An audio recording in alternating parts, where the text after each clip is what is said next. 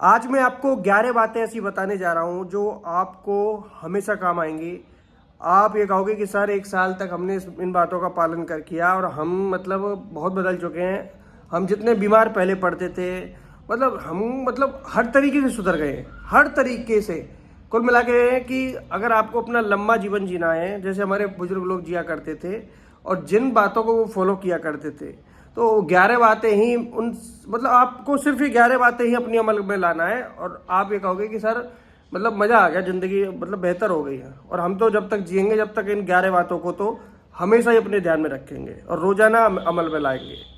ये ऐसी टिप्स हैं जो हर व्यक्ति को अपने जीवन में ज़रूर करनी चाहिए, ध्यान रखना, क्योंकि ये सेहत से जुड़ी भी हैं और आपके लिए बहुत काम आने वाली चीज़ें हैं। तो 11 बातें जो आपको अपने जहन में उतारनी चाहिए। इस वीडियो को जितना हो सके आगे शेयर भी कर दीजिएगा, जिससे कि बहुत लोगों तक ये जानकारी पहुंच जाए। लाइक फॉलो करके जरूर जाइएगा। तो सबसे पहली बात देखिए, जो बातें हैं ये आपकी दैनिक जीवन से जुड़ी हैं। जो गलतियां आप रोज करते हैं तो उन गलतियों के बारे में मैं आपको अच्छे से बता रहा हूं कि इन गलतियों को नहीं कीजिएगा तो आप हमेशा खुश रहिएगा, डर न किए। सबसे पहली बात है कि जब भी आप गेहूं पिसवाते हैं और उस गेहूं की रोटियां खाते हैं तो कैसे खाते हैं कि आप चलनी से उसका आटा छानते हैं सबसे पहले और फिर उस आटे को खाते हैं। तो ये गलती आप करते हैं, सबसे पहली गलती। इस गलती को मत कीजिएगा। जो आपने छिलका फेंका यानी भूसी जो फेंकी है उसमें ही सबसे ज़्यादा तत्व है, क्योंकि गेहूं का जो सबसे ऊपरी भाग होता है उसमें फाइबर होता है और अच्छा वाला फाइबर होता है जो आपकी डाइजेशन को हेल्प करता है इम्प्रूव करने में। फाइबर होता है डायबिटीज वालों के लिए सबसे फायदेमंद। अब गेहूं और चावल डायबिटीज में क्यों नुकसानदायक हो रहे हैं, क्यों आजकल ब्लड शुगर बढ़ी जा रही है हर तीसरे व्यक्ति की, क्यों ये गंभीर बीमारियां हो रही हैं? क्योंकि आप रोजाना वो गेहूं का वो हिस्सा खा रहे हैं जिसमें सबसे ज़्यादा स्टार्ची कार्बोहाइड्रेट होता है, ठीक है। क्योंकि आपने जो असली तत्व वाला हिस्सा था वो फेंक दिया, तो इसलिए भूसी को फेंके नहीं, इसमें ही सबसे ज़्यादा तत्व होते हैं। और गेहूं का चोकर, आपने पढ़ाई होगा आयुर्वेद में गेहूं के चोकर के बारे में बहुत लाभ बताए गए हैं। तो इसलिए हमेशा आटा खाएं तो छिलके सहित खाएं, ध्यान रखना। सबसे पहली बात हर व्यक्ति को फॉलो करनी चाहिए। दूसरी बात है कि खाने में जितना हो सके नमक का इस्तेमाल नहीं करना है। ये बातें उन लोगों को थोड़ा बुरी लगेंगी जो नमक ज़्यादा खाते हैं। सब्जी में आपकी माँ ने, आपकी सिस ने, आपके घर के किसी गार्जियंस ने अच्छे से नमक डाला है, फिर भी आपको नमक कम लग रहा है और फिर आपने ऊपर से और डाल लिया, ठीक है। या फिर ऐसे चाट मसाला आजकल आ रहे हैं कि आप ऊपर से डाल लेते हैं जिनमें नमक की मात्रा ज़्यादा होती है। नमक चाहे आप डायरेक्ट खा रहे हैं, नमक चाहे आप जो फास्ट फूड खा रहे हैं, प्रोसेस्ड फूड खा रहे हैं, चाहे उनमें भी नमक की मात्रा ज़्यादा है, तो नमक आपके शरीर में जाने के बाद सोडियम को बढ़ाएगा। सोडियम से ब्लड प्रेशर बढ़ता है, ध्यान रखना, ठीक है। और दूसरी चीज़ कि आपके शरीर में वाटर रिटेंशन की प्रॉब्लम पैदा करेगा। वाटर रिटेंशन का मतलब होता है शरीर थुलथुला होना, शरीर में जगह जगह पानी भरना, यानी पानी से आपका वेट बढ़ना, ठीक है। ये चर्बी जो बढ़ती है, तो ध्यान रखना ये नमक बहुत बुरी चीज़ होती है। अगर आप नमक का इस्तेमाल कर भी रहे हैं रोजाना, लेकिन पहले तो कम ही मात्रा में करना है। अगर कर भी रहे हैं तो सफ़ेद नमक का यूज मत करना, इसकी जगह आप सेंधा नमक यानी रॉक साल्ट आता है उस चीज़ को आप खा सकते हैं। वो एक घड़ी इनसे लाख गुना अच्छा होता है, ठीक है। तो आप सेंधा नमक का यूज कर सकते हैं, ये अच्छा होता है खाने में। और सोडियम हालांकि इसको आप ज़्यादा खाएंगे तो ये भी आपके लिए नुकसानदायक होगा, लेकिन आप उसकी मात्रा और इसकी मात्रा में एक जैसा फ़र्क मत मानिए, एक जैसे इनको मत मानिए। क्योंकि आप 1 चम्मच अगर इस सेंधा नमक को खा लेंगे और उसका 1/4 हिस्सा वो नमक खा लेंगे सफ़ेद वाला, तो वो बराबर होता है, ध्यान रखना। तो मैंने आपको जो आज बातें बता रहा हूँ इनको ध्यान में रखना, ये हमेशा काम आएंगी। तो एक काम कीजिएगा कि आपको सफ़ेद नमक का इस्तेमाल नहीं करना है, और कर भी रहे हैं तो बहुत कम कर दीजिएगा, आप फ़ायदे में रहोगे। दोपहर का खाना खाने से पहले हमेशा ध्यान रखें कि आपको सलाद का प्रयोग अवश्य करना है। दोपहर के भोजन में सलाद खाना, ये मान चलिए अपनी सेहत को सबसे बड़ा तोहफा देना। आप सलाद में फाइबर वाली चीज़ें से घी, जो भी सब्जियां आपके घर में है, हरी सब्जियों को इस्तेमाल कर सकते हैं।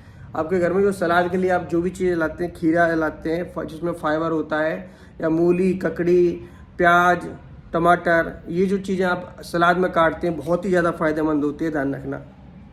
और प्याज आप रेगुलर आप खाते रहते हैं तो देखिए बहुत से लोग प्याज नहीं खाते हैं, तो प्याज आपको खानी चाहिए। प्याज आपके बालों के लिए अच्छी होती है और बॉडी के हर मतलब गट हेल्थ के लिए अच्छी होती है, ध्यान रखना।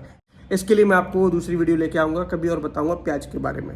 तो दोपहर के भोजन में सलाद का प्रयोग हमेशा करें अगर आप अपने आप को ठीक रखना चाहते हैं, बीमारियों से दूर रखना चाहते हैं। सर के बालों से लेकर पैर के नाखून तक की बीमारियों के बारे में मैं बता रहा हूँ।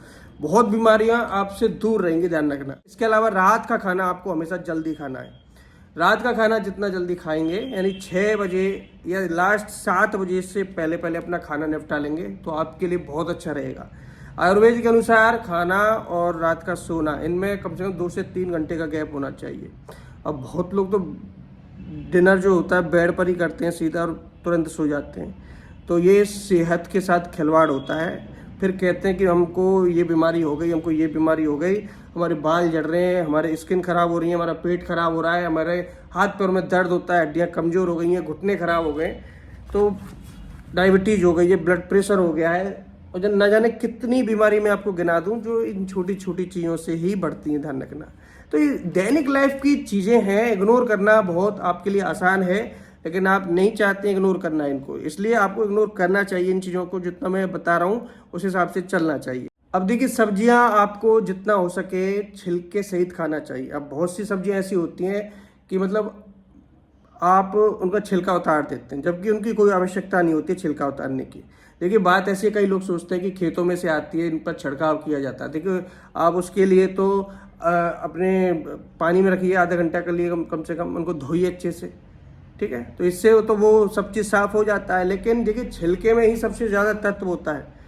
मैं अधिकतर फलों को खाने का सलाह देता हूँ, ना कि जूस पीने का, क्योंकि जूस में जितना छिलका होता है वो निकल जाता है, छिलके का सारा जो फाइबर होता है वो निकल जाता है, जूस में नहीं बचता है कुछ भी। तो इसलिए सब्जियां जो आप खा रहे हैं उनका छिलका कम से कम उतारने की कोशिश करें, मतलब कोशिश करें अपनी तरफ से। अब अगर आपकी तरफ से ज़्यादा हो, ज़्यादा से ज़्यादा आपको वो सब्जियां खानी है जिनका छिलका हो, ध्यान रखना, ठीक है। छिलके में ही सबसे ज़्यादा तत्व होता है। और ध्यान रखें कि कलरफुल सब्जियों को ज़्यादा से ज़्यादा अपनी डाइट में ऐड कीजिए। या तो येलो येलो आपको कलरफुल दिख रहा है, या ग्रीन ग्रीन दिख रहा है, या रेड रेड दिख रहा है, तो ऐसी कलरफुल सब्जियों को सबसे ज़्यादा खाइए, क्योंकि इनमें सबसे ज़्यादा प्रोटीन्स, विटामिन्स, मिनरल्स होते हैं, ध्यान रखना। तो ये चीज़ें मैं आज बता रहा हूँ ना, बहुत काम आएंगी आप लोगों के लिए जब तक आप जियोगे। अब जब भोजन भी कर रहे हैं तो आपको चबा चबा कर खाना चाहिए। चबा चबा कर खाने से फ़ायदा क्या होगा पता है, कि जो काम आपके दांत पहले ही कर लेंगे वो आंतों को नहीं करना पड़ेगा। अब जब चबा कर भोजन आप नहीं करते हैं तो ये आपकी आंतों में जाता है और फिर आंतें भी उसको अच्छे से पचा नहीं पाती हैं।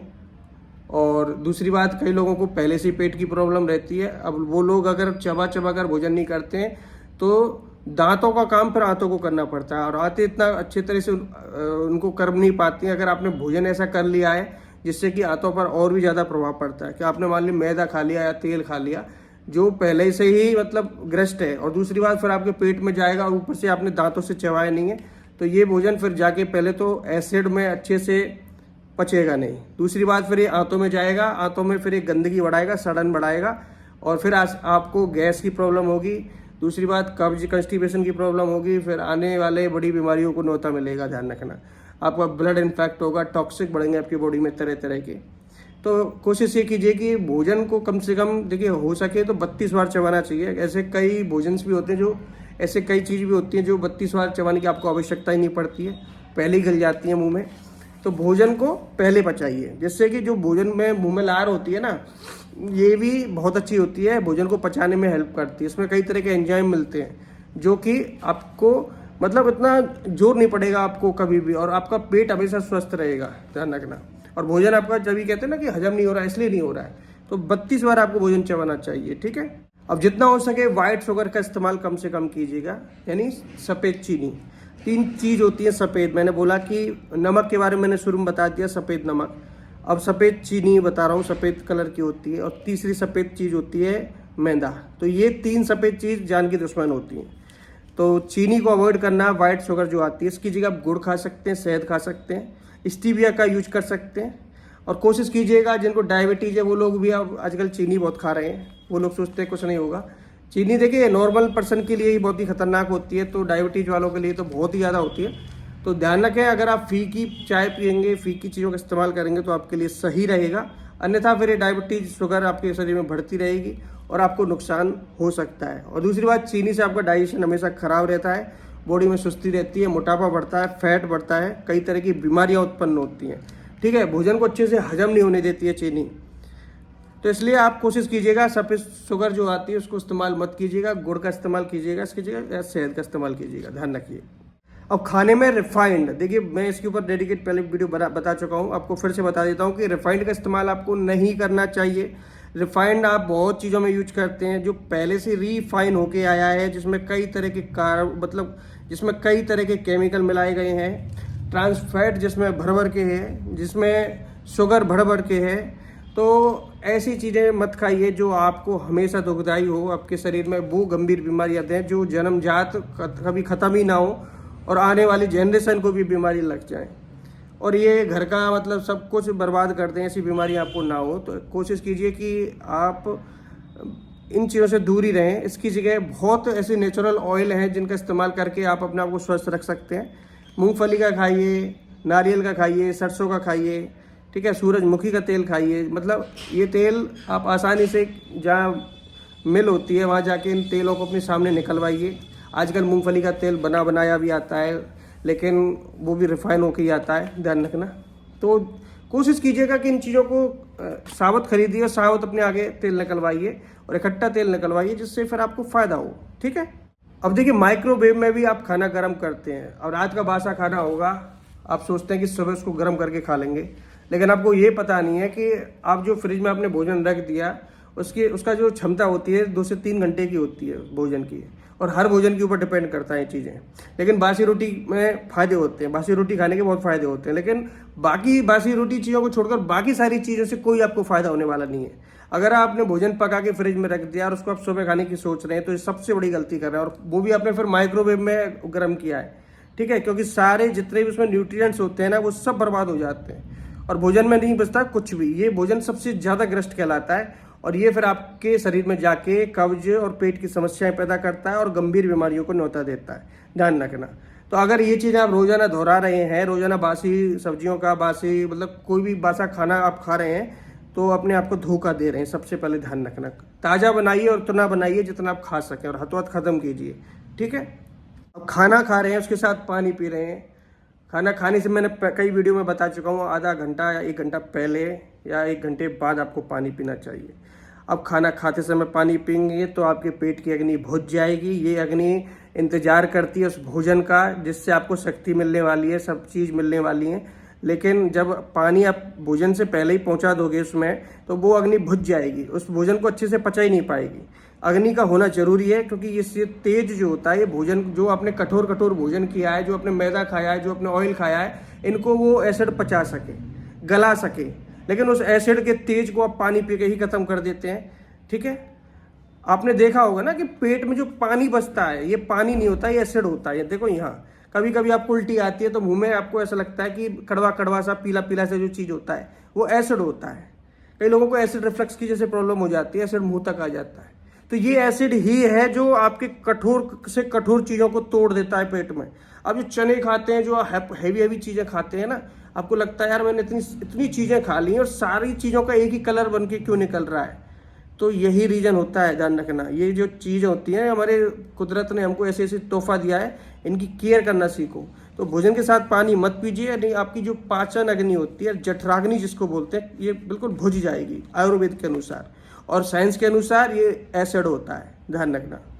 अब देखिए छोटी छोटी बातें हैं, जैसे कि फ्रिज का पानी का इस्तेमाल आपको नहीं करना चाहिए। अब ये ठंडा होता है, अब मैंने बोला कि आप ज़्यादातर फ्रिज का पानी इस्तेमाल करते रहेंगे तो आपके कंस्टिपेशन की प्रॉब्लम रहेगी।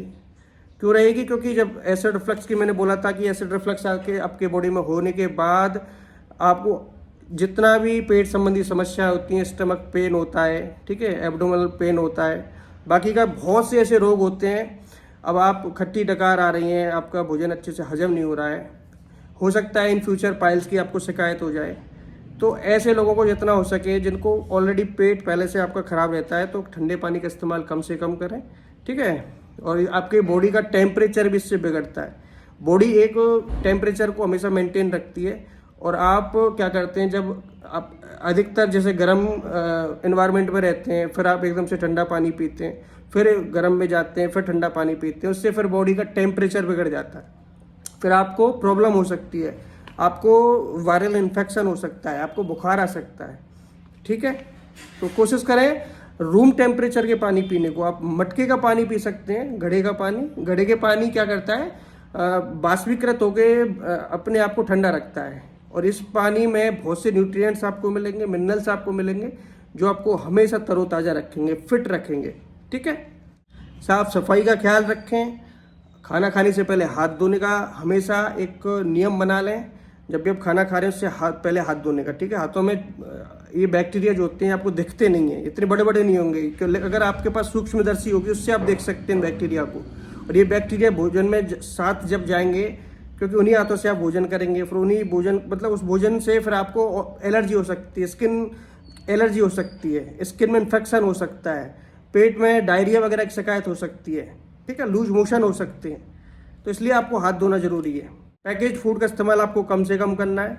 ठीक है, आप जितना घर पर ताज़ा जूस निकलवाएं या ताज़ी चीज़ों का इस्तेमाल करें, ताज़ा दूध पिएं, ये आपके लिए अच्छा रहेगा। अब ये पैकेज जो फूड आते हैं, ये पता नहीं इनका एक्सपायरी डेट कब तक होता है, और आजकल फ्रॉड चल रहा है, एक्सपायरी डेट को भी चेंज कर देते हैं, बढ़ा देते हैं आगे, जिससे कि अब वो फूड केवल एक ग्रस्ट भोजन रह जाता है, और ये जहर के समान होता है, ध्यान रखना। तो दोस्तों ये कुछ बातें हैं जो आपको मरते दम तक याद रखनी चाहिए। अब इन चीज़ों को आप अगर फॉलो करते रहेंगे हमेशा, तो निश्चित तौर पर आप लंबी आयु जी सकते हैं। अब इन छोटी छोटी बातों को लोग इग्नोर कर देते हैं, जिससे वो धोखा खाते हैं और आने वाली बीमारियों को न्योता देते हैं। तो कोशिश कीजिएगा इन बातों को अमल में लाने का और दैनिक जीवन में जोड़ने का। आशा करता हूँ वीडियो शायद आपको अच्छी लगे। ठीक है, हम आपसे ऐसी यूजफुल जानकारी के साथ नेक्स्ट वीडियो में मिलते रहेंगे। इस वीडियो को लाइक, फॉलो, शेयर करके जरूर जाइएगा। धन्यवाद।